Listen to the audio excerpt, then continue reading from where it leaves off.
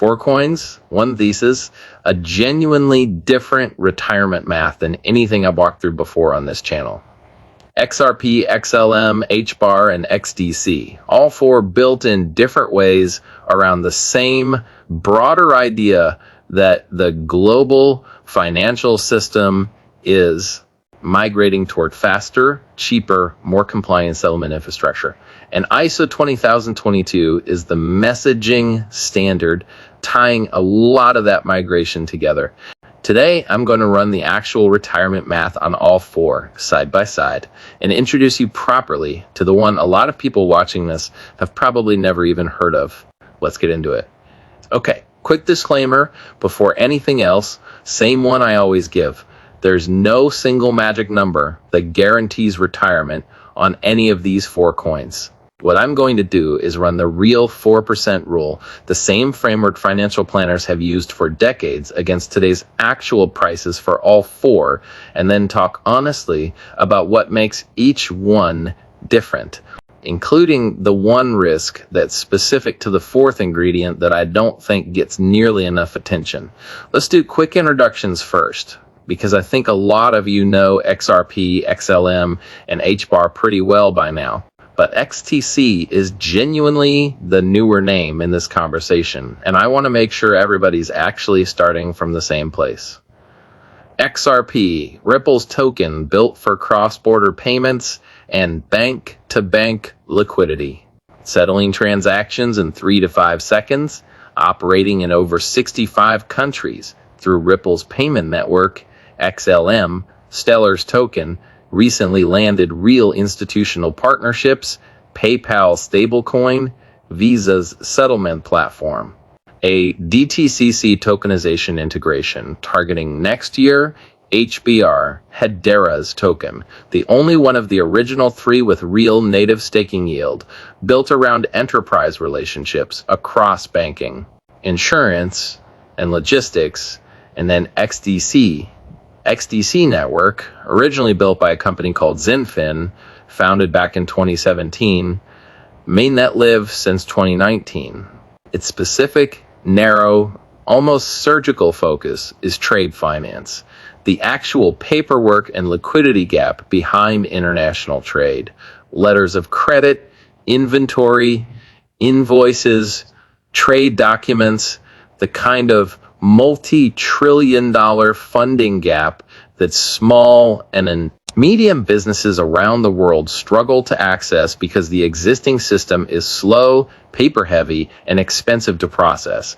XDC is EVM compatible, meaning developers familiar with Ethereum tools can build on it without learning a totally new system, runs on a delegated proof-of-stake consensus, and processes transactions in around 2 seconds, over 2,000 transactions per second, at a fraction of a cent each.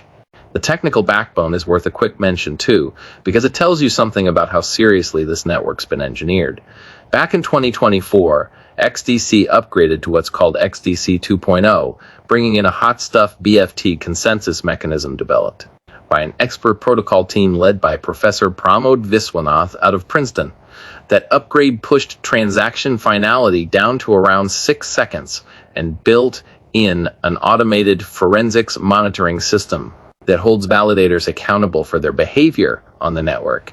There's also a hybrid architecture that lets businesses run private subnets, mini chains connected to the main network, which matters a lot for banks and enterprises that need to keep sensitive trade documents private while still benefiting from the underlying blockchain security. Over its 6+ years of mainnet operation, the network's processed over $1 billion in tokenized trade, finance, and real-world assets at this point, and it hosts a tokenized U.S. Treasury product called USTY, tracking a BlackRock-managed Treasury ETF. So that's the 4th ingredient. Now let's actually run the math. XRP is trading somewhere around $1.20 right now. XLM's around 20 cents. HBAR's around 8 to 9 cents. XDC's trading somewhere around 3 cents. Let's use 3 cents to keep the math clean. For a $40,000 a year retirement target, the bare bones number, you need $1 million total across any of these at $1.20. That's about 833,000 XRP. At 20 cents, that's 5 million XLM. At 8 cents, that's 12.5 million HBAR. At 3 cents, that's 33.3 million XDC. For a $100,000 a year target, comfortable living, you need $2.5 million total. That's about 2.08 million XRP, 12.5 million XLM, 31.25 million HBAR, or 83.3 million XTC. So there's your 4 honest today's dollar numbers. XDC requires the highest raw coin count of the 4 by a fair margin simply because it's the lowest priced of the 4 right now, which on its own tells you nothing about quality. It's just where the math lands given today's price. Now, here's the part of this video that I think actually matters more than any of those coin counts, because all 4 of these have real meaningful differences once you dig past the surface level. They're all ISO 20,022 coins framing. XRP pays you 0% for holding it. No native staking mechanism on the ledger. XLM also pays 0. Its old inflation mechanism got deprecated back in 2019. HBAR actually does pay you something. Real native staking, no lockup, around 2% annually, distributed roughly every day. XDC also has real native staking, and this is genuinely interesting. Some platforms have advertised yields up in the 5% range, noticeably higher than HBAR's, roughly 2%. On the surface, that sounds like XDC just wins this category outright. But here's the honest catch. The thing I don't think gets mentioned nearly enough when people talk about XDC's yield.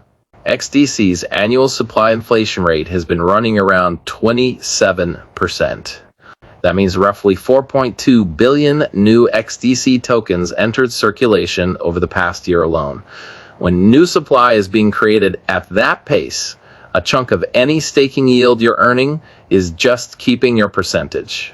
Ownership of the network roughly flat, rather than genuinely growing your real inflation-adjusted purchasing power the way HBAR's much more modest token issuance does. Let me actually walk through the math, because I think seeing the real numbers makes this click way better than just staking the percentages. Say you're staking $100,000 worth of each XDC and HBAR for 1 full year. On XDC at 5% staking yield, your token count grows by 5%.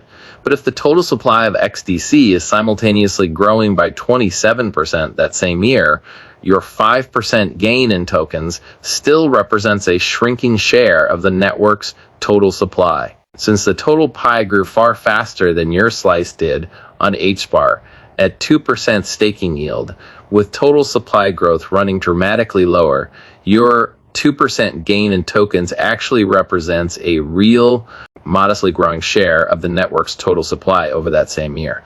So the raw yield numbers, 5 versus 2, make XDC look like the clear winner, but the actual real inflation-adjusted outcome is a lot closer. And depending on the exact year's numbers, could genuinely favor HBAR instead, simply because HBAR isn't diluting your position nearly as aggressively while it pays you. This is exactly the kind of detail that gets lost in a simple which coin pays the most yield comparison, and I think it's the single most important nuance in this entire 4-way comparison.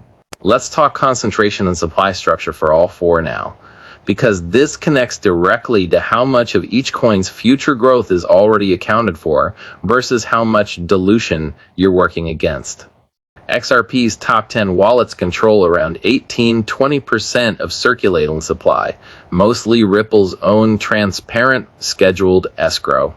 XLM's top 10 control around 50% of total supply, close to 80% of circulating supply, anchored by the Stellar Development Foundation's single 41% wallet. HBAR's biggest known wallet holds only around 6%, the flattest structure of the original 3. XTC's supply picture is different again, and worth understanding on its own terms. Total supply sits around 38 billion tokens, with roughly 20 billion currently circulating, meaning there's still about 18 billion not yet released into the market, an even bigger gap between circulating and total supply than XLM has.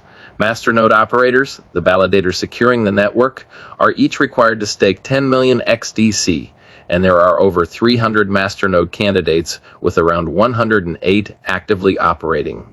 That requirement alone means a meaningful chunk of supply is locked up specifically for network security purposes, separate from any foundation, treasury, or company escrow structure the way XRP or XLM have.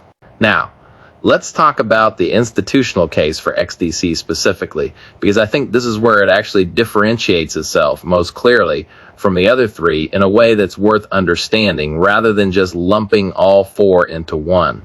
Undifferentiated ISO 20022 basket, XRP, XLM, and HBAR all have genuinely broad ambitions. Cross-border payments generally, tokenized securities, enterprise infrastructure across many industries. XDC has stayed narrower, almost stubbornly focused on one specific problem: trade finance, the funding gap that keeps small and medium businesses around the world from accessing the working capital they need to actually conduct international trade. That's a real well-documented multi-trillion-dollar gap. And XDC's pitch is, instead of trying to be everything to everyone, become the best possible infrastructure for this one specific enormous problem. That focus has actual receipts behind it. XDC has been integrated with Trade Trust, built by Singapore's government technology agency specifically for document authentication in cross-border trade. It joined the Trade Finance Distribution Initiative, the only blockchain invited into that particular consortium of major banks. SBI Holdings partnered with it for trade finance and cross-border payment expansion, specifically in the Asia-Pacific region. The network's processed over $1 billion in tokenized trade finance and real-world assets with institutional validators, including a firm called Republic, and it acquired a bank-backed network called Contour, specifically to deepen its trade finance credibility. There's also been real recent activity in Latin America, with tokenization deals bringing assets like Brazilian corporate debentures onto the network. The kind of regional expansion that shows the trade finance thesis isn't staying confined to one part of the world. And on the regulatory side, the SEC's stance that proof-of-stake rewards aren't inherently securities has reduced the meaningful layer of regulatory risk, specifically around XDC's staking program, which matters given how central that staking yield is to the network's pitch to long-term holders. I think the honest way to frame this is XRP, XLM, and HBAR are each making a broad bet on becoming general-purpose financial infrastructure across many use cases. XDC is making a narrower, more concentrated bet on owning one specific, massive, underserved problem completely. Neither approach is obviously better. They're just different strategies: broad, diversified infrastructure versus deep, specialized infrastructure. And which one actually wins more market share over the coming years is genuinely an open question nobody can answer with certainty right now. It's also worth noting that XTC isn't operating in a vacuum, even within its own niche. It directly competes with networks like Stellar for institutional settlement and real-world asset market share. So even XTC's narrower focus doesn't mean it has that lane entirely to itself. There's also a real risk worth naming, honestly, for XTC specifically, beyond the inflation point I already made. The price history is rougher than any of the other three.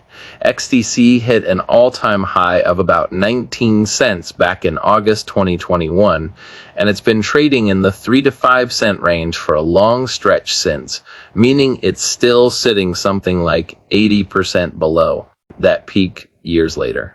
Compare that to XRP, which has actually reclaimed and pushed past its prior cycle highs more than once, or XLM and HBAR, which have had real recent catalyst-driven rallies, XDC's price action has been more of a long, grinding consolidation, which the network's own community frames as accumulation, not stagnation, tied to genuine utility usage rather than speculative cycles.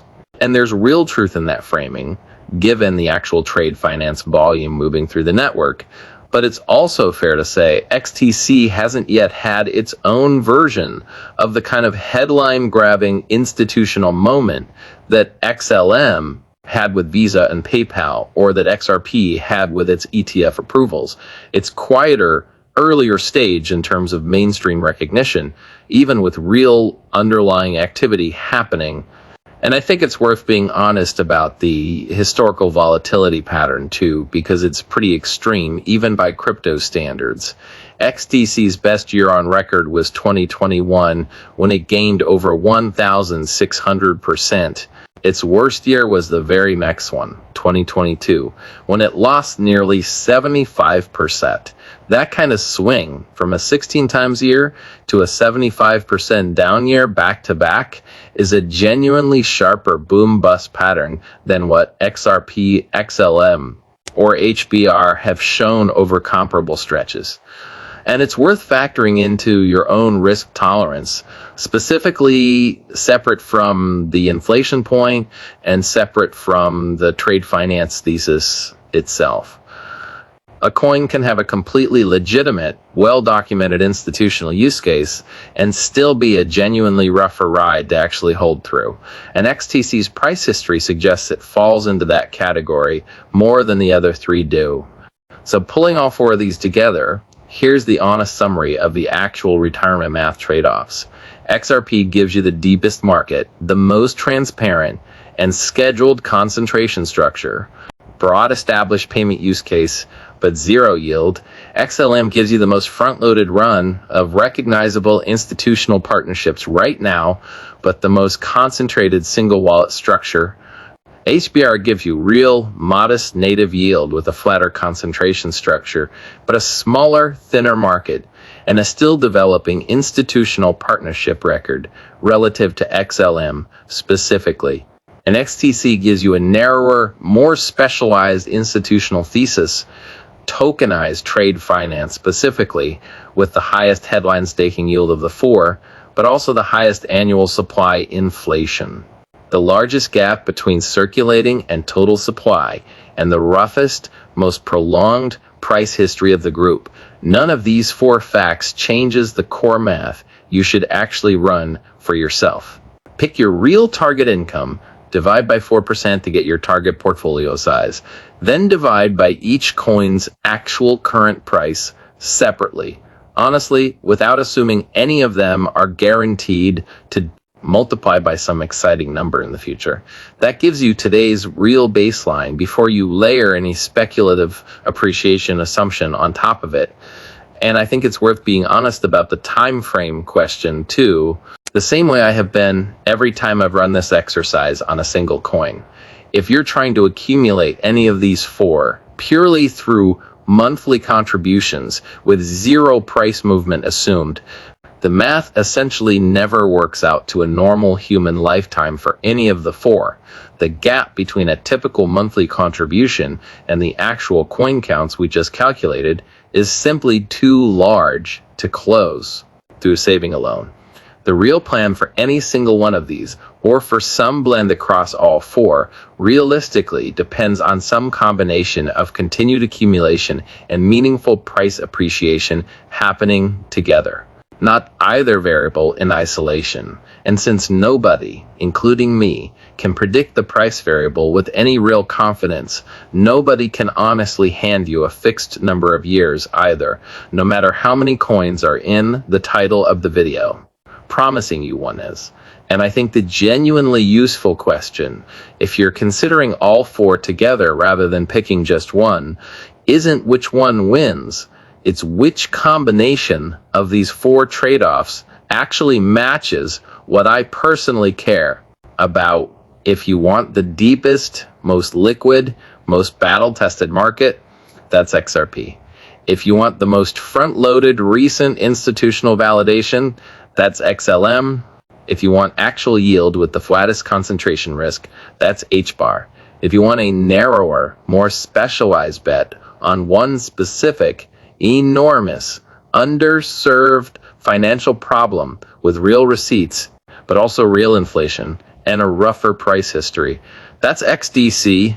A position spread across some combination of these four, weighted towards whichever trade-offs you actually value most, is a perfectly reasonable way to approach this, rather than needing to pick a single winner out of four genuinely different strategies aimed at overlapping pieces of the same broader institutional adoption story. What matters most across all four is the same thing it's always been in every one of these comparisons. Understanding the actual structure underneath the coin you're holding, the yield mechanics, the inflation rate, the concentration risk, the specific institutional thesis, well enough that a single exciting headline or a single scary price candle can't talk you out of a position you actually understood when you built it. If walking through a fourth coin, most people haven't properly compared against the other three, with the actual honest trade-offs included. Inflation and all is useful to you. Go ahead and hit like on this one. It genuinely helps put this kind of complete, honest comparison in front of more people. Instead of content that only ever talks about three of these four and skips the newer name entirely, subscribe if you want more of this. The actual mechanics across however many coins it takes to give you the full picture. Instead of sticking to the same three names out of habit, drop a comment and tell me, now that you've actually heard the case for XDC properly, does it change your four-coin allocation at all? Or does the inflation rate and rougher price history keep it lower on your list compared to the other three? And if you know somebody who's been deep in the XRP, XLM, HBAR conversation for years without ever once hearing about XDC's trade finance focus, send them this video so they've got the full four-ingredient picture instead of just three. Have a great day. If you enjoyed this video, don't forget to like, subscribe to the channel, and be sure to join my free Telegram community with the link on my channel where I post my daily crypto experience and arbitrage opportunities you can't get anywhere else. This is XRP Holbert signing off.